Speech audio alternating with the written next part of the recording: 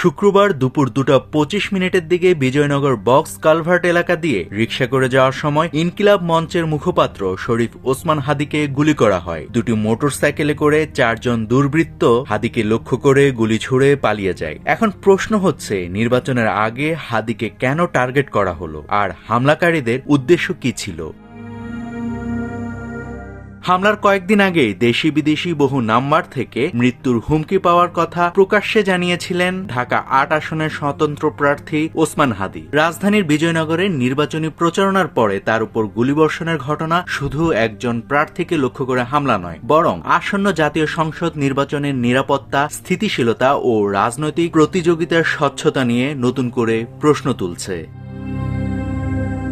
হাদির বিরুদ্ধে ধারাবাহিক হুমকি, তার সাম্প্রতিক রাজনৈতিক অবস্থান, বিদেশি হস্তক্ষেপের অভিযোগ, সব মিলিয়ে হামলার সম্ভাব্য কারণ নিয়ে রাজনৈতিক অঙ্গনে আলোচনা এখন তীব্র।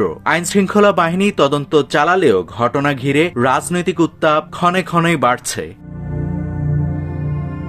ওসমান হাদি ক্ষমতাচ্যুত আওয়ামী লীগ সরকারের কড়া সমালোচক হিসেবে পরিচিত। দুর্নীতি, স্বৈরশাসন, গুম ও বিচার বহির্ভূত হত্যার অভিযোগে তিনি নিয়মিত বক্তব্য দিয়ে আসছিলেন। ইনকিলাব মঞ্চের মুখপাত্র হিসেবে গণ অভ্যুত্থান পরবর্তী সংস্কার ও বিচারের দাবিতে তিনি সক্রিয় ছিলেন। হাদি ও তার সমর্থকদের দাবি, ভারতে অবস্থানকারী আওয়ামী লীগ ঘনিষ্ঠ কিছু ব্যক্তি দীর্ঘদিন ধরে তাকে হুমকি দিয়ে আসছেন। ভারতীয় প্রভাব ও দুর্নীতি নিয়ে প্রকাশ্যে বক্তব্য দেওয়ায় তিনি লক্ষ্যবস্তুতে পরিণত হয়েছেন বলে তাদের অভিযোগ।